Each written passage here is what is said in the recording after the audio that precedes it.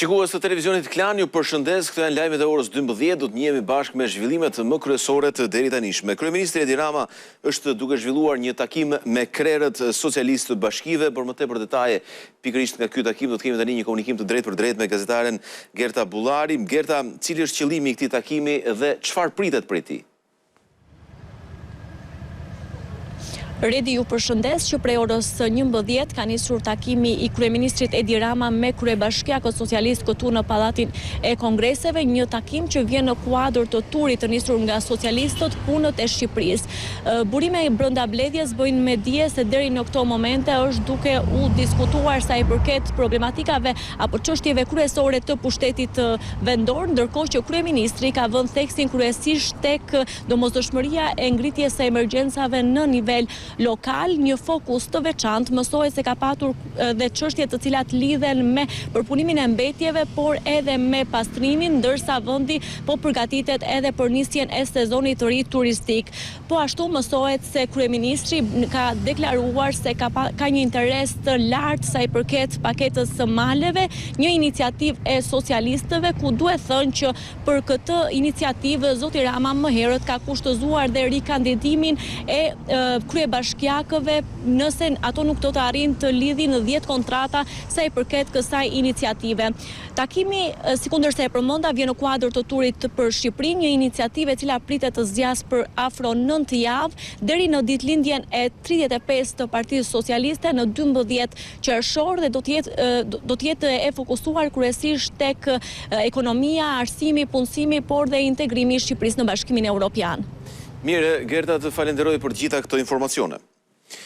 Kryeministri Edi Rama ndërkaq thotë se për t'i dhënë zgjidhje përfundimtare çështjes së legalizimeve do të krijohet një sistem i ri me kriteret qarta. Ai shpjegon se tashmë dosjet do të trajtohen sipas kohës së aplikimit, ku ato më të hershmet do të trajtohen më parë.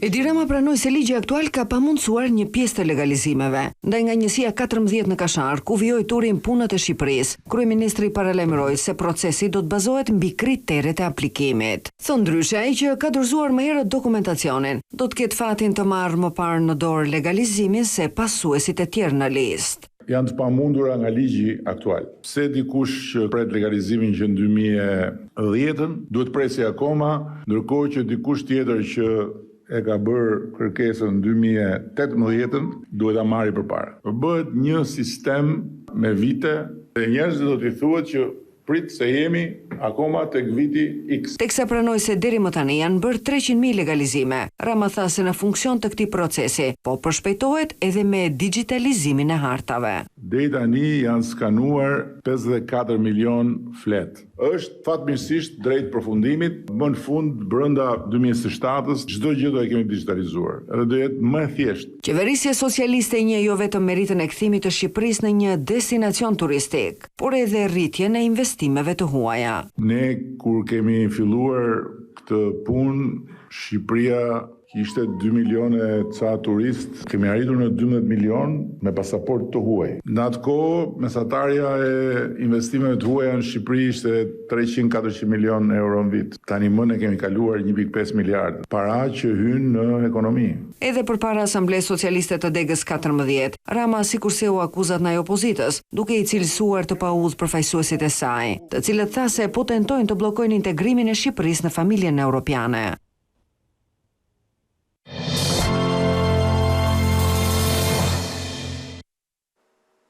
Ministri i Brendshëm Besford Lamallari tha gjatë një konferencë për shtyp sot se deklarata e ambasadës amerikane ishte një njoftim rutin për shtetasit e saj. Ai tha se situata e sigurisë në vend është garantuar dhe se janë marrë të gjitha masat në raport me situatën. Përsa i përket deklaratës, edhe nga komunikimi me përfaqësuesit e ambasadës, është bërë me dije se ky njoftim është bërë dhe në vende të ndryshme të botës dhe Evropës, duke përfshirë Belgjik dhe Holland.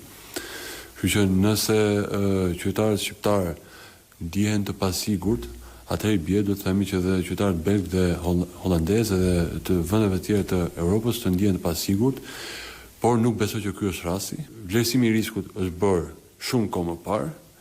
Ka masa shtuara për disa profesi diplomatike. Qytetarët shqiptarë duhet ndjen shumë të sigurt. Autoritetet shqiptare kanë shtuar vëmendjen ndaj vendeve apo godinave që mund të jenë objekti ndonjë sulmi nga grupe të lidhura me regjimin iranian. Policia dhe antiterrori kanë shtuar lëvizjet pranë kampit Ashraf 3, ambasadës amerikane dhe pikave hyrëse në vendin tonë.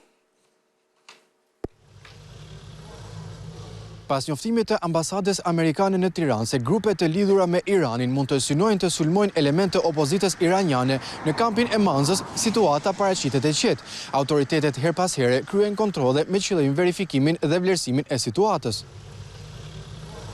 Agjentë antiterrorit ishin këtë të ejtë në kampin Ashraf 3, ndërsa çdo 30 minuta aty kryen patrullime edhe nga ana e policisë së Durrësit. Përfaqësuesit e kampit u kanë thënë agjentëve se situata është e qetë dhe nuk ndihen të rrezikuar. Në kampin e mujahedinëve Ashraf 3 jetojnë rreth 2500 persona, të cilët janë vendosur prej vitit 2018. E njëjta situatë si në kampin e mujahedinëve paraqitet edhe pranë ambasadës së Shteteve të Bashkuara të Amerikës në Tiranë. Agjentët civil të policisë kriminale her pas here kryen verifikime pranë selisë diplomatike. Pavarësisht se nuk ka të dhëna për problematika konkrete, vëmendje e shtuar është edhe tek ambasada e Izraelit në Tiranë, por edhe në seli të tjera diplomatike. Autoritetet kanë shtuar vëmendjen në aeroportin e Rinasit, pika doganore dhe sheshet kryesore. Mes sulmeve që nuk ndalin pothuajse në të gjitha vendet e lindjes së mesme, presidenti amerikan Donald Trump ka kërcënuar me më shumë bombardime ndaj Iranit, por sipas CNN, Republika Islamike ka ende 50% të kapaciteteve të dronëve të paprekura. Presidenti amerikan ka kërcënuar me përshkallëzim të sulmeve në Iran. Përmes një postimi në Truth Social, ai thotë se ushtria amerikane ende nuk ka nisur të shkatërrojë atë që ka mbetur, edhe pse më herët kishte shtyr deri në 6 prill bombardimet ndaj infrastrukturës energjetike. Radhën e kanë urat, pastaj termocentralet. Udhëheqja e re e regjimit e di se çfarë duhet bërë dhe duhet bërë shpejt. Reagimi më i fundit i Trump vjen mes një sër deklaratash të përziera, ku herë thuhet se lufta do të përfundojë shumë shpejt dhe herë që sulmet do të vazhdojnë fuqishëm. Ndërkohë shefi i shtabit të ushtrisë amerikane do të tërhiqet nga detyra dhe do të dalë në pension. Nuk dihet ende nëse vendimi lidhet me luftën në Iran, por mediat amerikane thanë se Randy George ishte detyruar nga sekretari i luftës Pete Hegseth që të largohej. Megjithatë, në terren sulmet kanë vijur pothuajse në të gjitha vendet e gjirit, një ditë pasi SBA bombarduan urën iraniane, që është konsideruar si ura më e madhe e lindjes së mesme. Mediat iraniane raportuan edhe për goditjen dhe rrëzimin e një avioni luftarak amerikan brenda territorit të Iranit, por lajmi nuk është i konfirmuar. Një artikull i CNN tregon se sipas vlerësimeve të inteligjencës amerikane, Irani ka ende rreth 50% të kapaciteteve të dronëve të paprekur, pavarësisht sulmeve të vazhdueshme 5 javore nga SBA dhe Izraeli.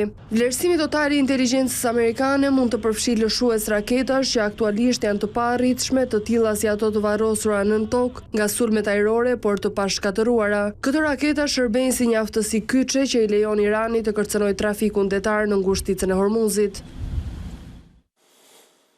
Presidenti francez Emmanuel Macron u është përgjigjur ashpër kritikave të Donald Trumpit ndaj NATO-s dhe talljeve të kreut të Shtëpisë së Bardhë ndaj tij. Duke folur me gazetarët nga Japonia ku zhvilloi një vizitë zyrtare, Macron kërkoi një qasje serioze ndaj konfliktit në lindjen e mesme, duke thënë se kjo nuk ishte një shfaqje dhe se bëhet fjalë për jetë njerëzish.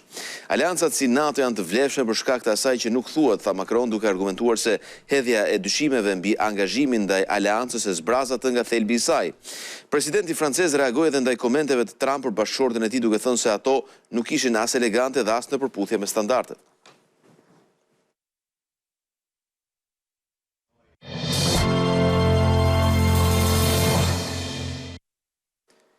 Ekonomia shqiptare vijon rritjen në fillim të vitit, por Banka e Shqipërisë vëren se rreziqet nga jashtë, sidomos lufta dhe çmimi i naftës, mbeten kërcënimi kryesor. Banka Qendrore shprehet se në bazë të zhvillimeve do të ndërhyjë edhe me normën bazë të interesit.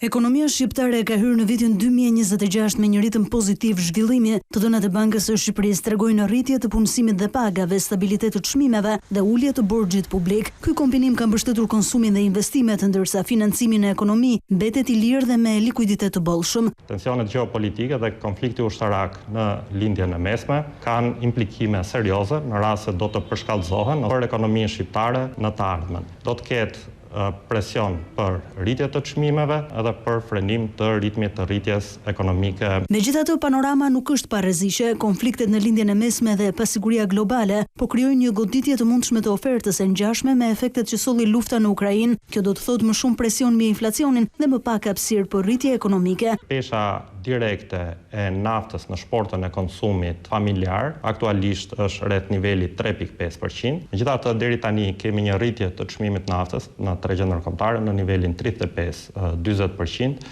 rritje e cila nëse do të vazhdojë për vitin 2026, natyrisht do të ketë ndikimin e saj në inflacion dhe në aktivitetin ekonomik. Në këtë situatë, Banka e Shqipërisë ka parashikuar që vendimarrja e radhës për normën e interesit të jetë në maj, ndërsa prilli do të shërbejë për të lexuar më qartë zhvillimet në tregjet ndërkombëtare.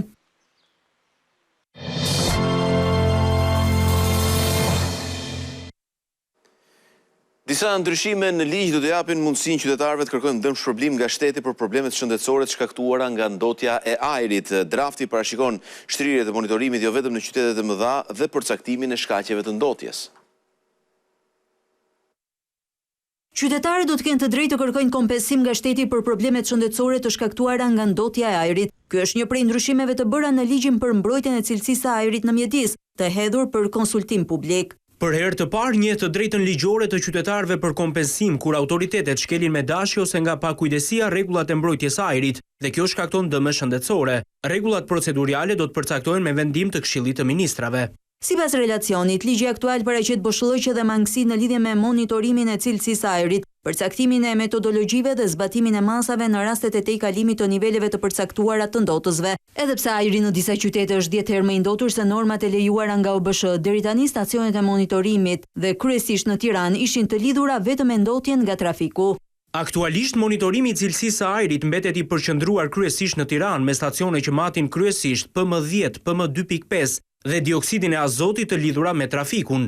Direktiva e re kërkon supersite, shton listën e ndotësve si dhe përcakton një mbulim gjeografik më të gjerë nga ku përveç zonave urbane përfshin edhe ato me sfond rural. Aktualisht Shqipëria ka një rrjet prej 59 stacionesh për monitorimin e ajrit urban, por monitorimi është kryer vetëm me 9 prej tyre, të përqendruara kryesisht në kryeqytet. Tirana është një nga qytetet me ajrin më të ndotur në Shqipëri. Sipas monitorimeve të kryera nga Agjencia Kombëtare e Mjedisit, por edhe agjenci të tjera mjedisore, ajri në kryeqytet rezulton 12 herë më i ndotur se normat e lejuara nga OBSH. Sipas specialistëve, thithja e ajrit të ndotur për një periudhë të gjatë kohore shton rrezikun e sëmundjeve të frymarrjes, ndaj autoritetet lokale duhet të marrin masa për trafikun dhe shtimin e gjelbërimit.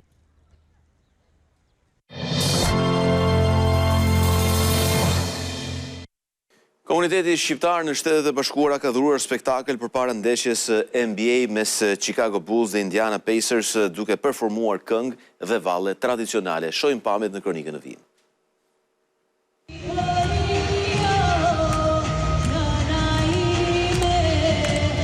Kënga shqipe kumboi në një nga arenat më të mëdha të basketbollit amerikan, United Center në Chicago.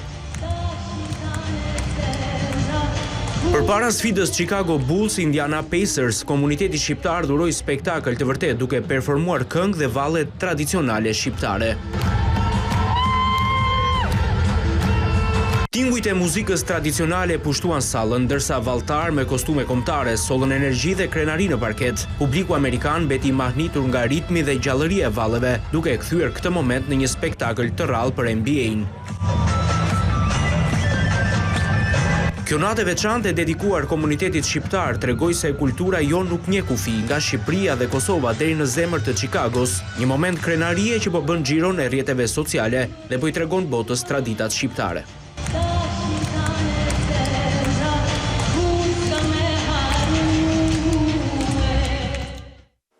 Ishte ky dhe informacioni i fundit për këtë edicion lajmesh. Bashkë miru pafshim.